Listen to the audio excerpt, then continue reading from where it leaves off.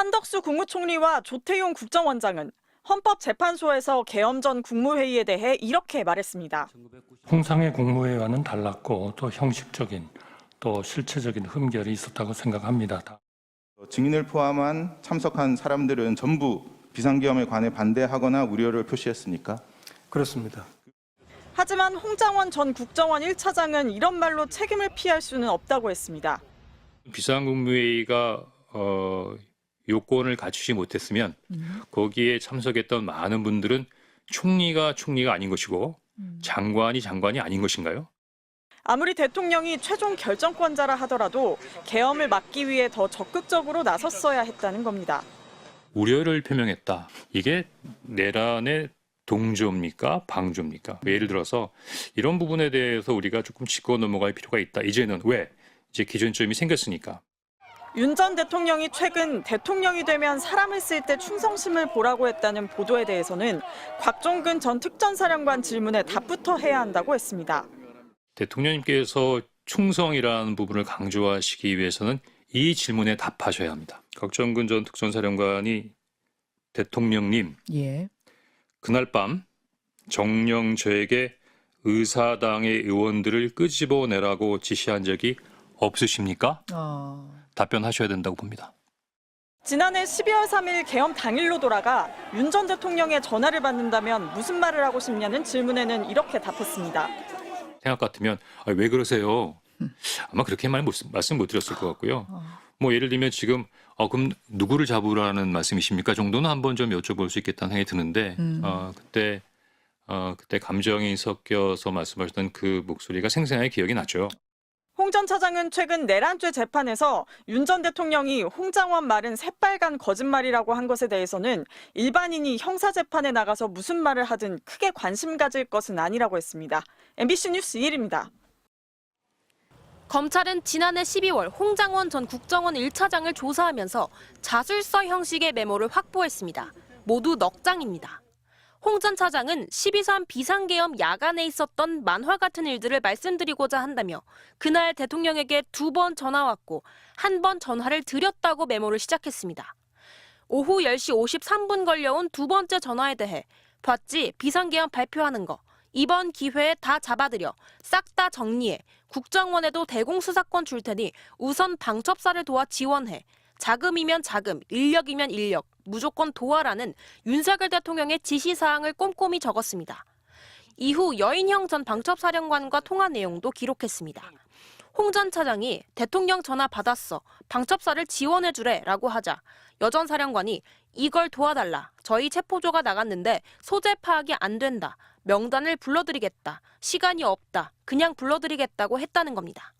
홍 전 차장은 여 전 사령관이 불러준 대로 작성한 명단도 검찰에 제출했습니다. 이재명, 우원식, 한동훈 등 모두 14명입니다. 홍 전 차장은 계엄 당일 밤 조태용 국정원장에게 보고한 상황도 기록했습니다. 대통령께서 전화 주셨다. 방첩사를 지원하라고 한다. 한동훈, 이재명을 잡으러 다닌다고 하자 조 원장이 내일 아침에 이야기하시죠라고 했고 그래도 업무 지침이나 방향을 주셔야죠라는 말에는 자리에서 일어나 버렸다는 겁니다. 이 메모는 계엄 당일 상황이 시간 순으로 정리돼 있습니다. 작성 시점은 작년 12월 6일 국회 출석 전이었습니다. 홍 전 차장은 이 메모를 토대로 국회와 헌재에서 일관되게 증언해온 것으로 보입니다. 싹 다 잡아들여, 싹 다 정리해, 우선 방첩사를 도와 지원해, 자금이면 자원, 인력이면 인력, 무조건 도와라는 취지로 말하였죠. 그렇게 기억합니다. 계엄 직후에 기록을 해뒀다는 점에서 이 메모는 홍 전 차장 증언의 신빙성을 높여줄 또 하나의 핵심 물증이 될 것으로 보입니다. MBC 뉴스 김세영입니다. 윤석열 대통령 탄핵 심판에서 유일하게 증인석에 2번 앉은 홍장원 전 국정원 1차장. 이른바 홍장원 메모의 신빙성을 놓고 윤 대통령 측의 공격이 계속됐지만 홍 전 차장은 체포 명단의 존재는 분명한 사실이라는 점을 재확인했습니다. 이재명, 우원식, 한동훈, 김민석, 김어준, 조국, 박찬대, 정청래, 김명수, 권순일, 김민웅. 근데 당시에 조혜주라는 이름이 잘 기억이 안 났고요. 홍 전 차장은 실물 메모까지 심판정에 가져와 메모 변화 과정도 상세히 설명했습니다. 여인영 전 방첩사령관과 통화하며 받아 적은 뒤 보좌관의 정서와 자신의 가피를 거쳐 메모가 완성됐다는 기존 증언과 달라진 게 없었습니다. 홍 전 차장은 내용이 아닌 작성 과정이 화두가 될 줄은 예상하지 못했다고 했습니다. 방첩사에서 비상계엄의 기간 동안에 왜 이런 사람들을 체포하려고 했을까라는 궁금증이 있었고, 지금처럼 이 메모가 중요한 부분에 있어 가치를 갖는 증거가 될 수라고는 당시로서는 전혀 생각을 못했습니다. 특히 메모를 작성한 시간과 장소가 다르다며 신빙성을 부정하는 윤 대통령 측 주장도 반박했습니다. 제 사무실에서 3분 거리에 떨어지는 짧은 기간의 거리 내에서 이루어졌다면 그 어디서 이루어졌다 하더라도 크게 놀랄 일은 아니지 않습니까? 당시 급박한 상황 속 여러 차례의 통화가 있어 일부 혼동이 있었다는 사실은 인정했습니다. CCTV를 공개하면서 구체적인 사실을 적시하니까 그런 사항과 견주어 여러 가지 부분들을 재검토하는 부분 중에서 22시 58분의 내용을 23시 06분에 두 가지 대화를 한꺼번에 대화한 것처럼 윤 대통령 측과 국민의힘이 국정원 CCTV로 메모의 신빙성을 협공하는 상황에 대해서는 방어에 나섰습니다.